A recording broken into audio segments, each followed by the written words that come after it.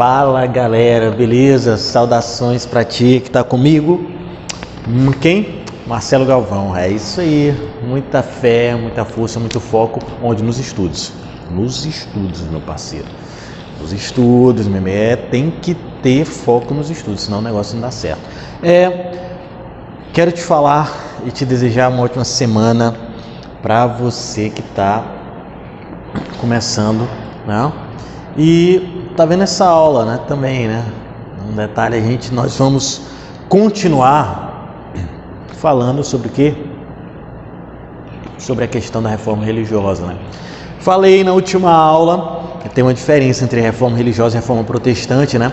Dei uma pincelada, comecei falando sobre a questão de quê? Da crise da igreja, cara. É isso aí, a igreja católica, olha aí. A igreja católica estava em crise. Crise? Quando? No século XVI ela estava muito em crise, cara. Então a igreja católica, uma crise no século XVI, Mas a gente lembra o quê? Você vai lembrar o que disso? A gente está aqui, tranquilo?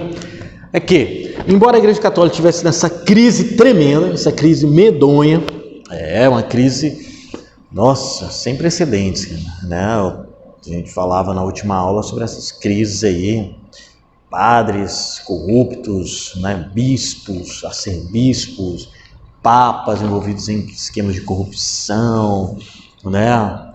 Questões de luxúria, as amantes, padres, até papas que tinham filhos. É complicado, né? Falei sobre a questão lá do celibato, né? Que é algo presente dentro da Igreja Católica ainda hoje, né? Ok? Então havia muitas divergências, né? E outra, a partir da centralização do poder de alguns monarcas e, é claro, o apoio de quem? Da Igreja Católica. Então, ela, embora se sentisse ameaçada, claro, imagina, principalmente com a questão de tributos, né? Porque aí o povo não está mais pagando tributo diretamente para a igreja, ela está pagando mais diretamente ao rei. Então, para ela, não foi muito interessante, mas teve que aceitar, né? No século XIV, teve aquela problemática entre o Papa se uniu ao rei Felipe o Belo e da França contra os templários, né? Os cavaleiros templários ou cavaleiros do templo. E aí vem aquela questão lá da sexta-feira 13, né? Era uma sexta-feira 13 de outubro e é engraçado que queimaram, foi nesse dia que queimaram Jacques de Molay, e nossa, que coisa. E aí vem as lendas e tudo e tal, disse que acendia a fogueira não pegava fogo, e disse que ele proferiu dizendo que ele era inocente e tudo e tal, mas a questão é que aí dizem, ele jogou uma praga, uma maldição, não sei. Aí diz que como ele era inocente, Deus iria fazer justiça e no máximo dentro de um ano eles iriam morrer. Realmente, né? O rei faleceu e o Papa também faleceu. É um negócio, aí vem todo aquele mito da sexta-feira 13. Mas um detalhe, pessoal, para a gente entender, é que as divergências entre a igreja, dentro da própria igreja, por questões de poder e hierarquia, a igreja e o monarca, a igreja e a burguesia, então tudo isso foi se agravando, culminando no século XVI. Por quê? No século XVI, aí sim, tá? Isso é só para te lembrar, porque no século XVI a gente vai ter o quê? Um monge, cara, era padre. Como era o nome desse monge? Martinho Lutero. Olha aí, por que eu botei isso aqui? O que fez Lutero aqui, ó? Tá vendo aí, ó? Eu vou fazer bonitinho aqui, ó. Tranquilo. Lutero, ele na Catedral de Wittenberg, ele em outubro, né? Ele anexou as 95, faltou o Gzinho aqui, Wittenberg.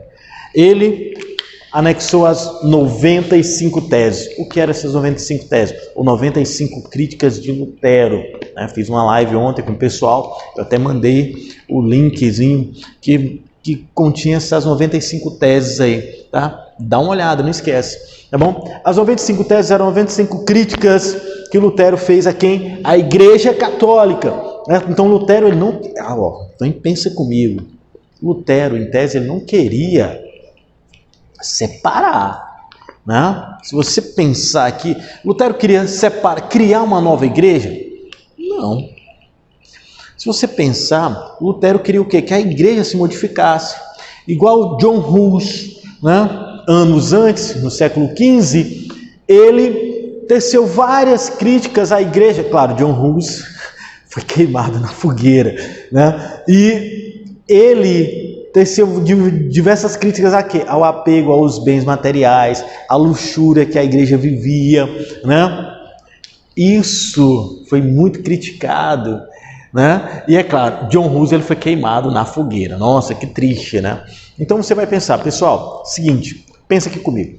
Olha, lá em Wittenberg, então, era a catedral, na Alemanha, na Saxônia, na região da Saxônia. Então ele o quê? Da Saxônia? Na Alemanha, lá, e ele fez o quê? Ele pregou bem na porta essas 95 críticas, e dentre elas, o Papa não é infalível, é um homem. Outra coisa, né? Ele vai dizer que as indulgências lá que John Tetzel estava pregando, dizendo, venham, né? O que eram as indulgências que ele criticava? Que você não podia comprar o seu perdão. Não. Perdão ele não é comprado. Perdão, Deus dá o perdão. Né? Okay? Você que é uma pessoa religiosa, né? Não sei o segmento que você, né? Trilha, mas, né? É claro que você pode observar que o perdão ele não é algo que você compra, né? O perdão é algo que você adquire do grande Criador, né? O nosso grande arquiteto do universo, né? Deus. Né? Então Deus é que vai dar esse perdão, né? Então você não é algo que você compra, né? Então você vai pensar dessa forma, perfeito? Então pensa nisso, tá? Pensa comigo. Então Martinho Lutero ele apregou, né? Colou, martelou essas 95 críticas. Um detalhe que eu quero que você lembre é quais os pilares então dessa nova igreja. É claro que ele foi perseguido por isso, né? Tentaram calar, e ele o que? Teve o apoio de quem? Da burguesia alemã. Aí é que tá o negócio. A burguesia tinha o que? Grandes atritos com a igreja, lembra disso? De muitos atritos, né? E aí, quem vai ganhar com isso? Quem ganhou com isso? Foi Martinho Lutero. Porque na Alemanha, os próprios príncipes alemães da região, à medida que eles queriam centralizar o poder, né? A Alemanha, ela só foi unificada, né? A Prússia, depois ela passou a ser Prússia, mas a Alemanha era em vários ducados e os seus príncipes então queriam centralizar o poder, porque a Alemanha em si, como nós conhecemos, ela só vai ser centralizada no século XIX como um país, né? Ok? Com Otto von Bismarck, né? Ele é tido como um grande alemão, um grande herói nacional, né? Então, meu amigo Bismarck, um abraço para ti. Né? Bismarck Neto, aí, né? Então, grande estudioso de história, né? O cara era bacana demais. Um abraço para ti, Bismarck, tá? Você vai pensar o seguinte, meu amigo, minha amiguinha, detalhe, coloca aí, pilares da Igreja Luterana. Bora lá, pilares da Igreja Luterana. Ora, quais eram esses pilares? Tá? A fé salva, né? A fé salva. Beleza, o negócio começa a mudar, né? A Igreja Católica diz que a fé sem obras é morta. Aqui não, ele vai dizer que a fé é o pilar da salvação. Não importa as tuas obras, cara. Você tem que ser caridoso, tem. Mas se você não tiver fé, de que adianta isso? Tá? Outra coisa, ele vai dizer que a Bíblia é a fonte do conhecimento, tá? Ele vai dizer que a Bíblia é a fonte do conhecimento. Conhecimento. E outra, sem intermediários, viu? Sem intermediários. Ué, não entendi, foi nada aqui, né? O que é isso, intermediários? Ué, qual era a visão? O padre era a ligação entre o homem e Deus, né? Então, entre eu e Deus havia o padre. E esse padre era essa ligação, né? Era esse momento, tá? Então você vai pensar aqui, ele vai dizer não, que a Bíblia ela é fonte, você pode ler a Bíblia, tanto que a Bíblia foi traduzida para o alemão. Olha aí, uma grande contribuição de Johannes Gutenberg.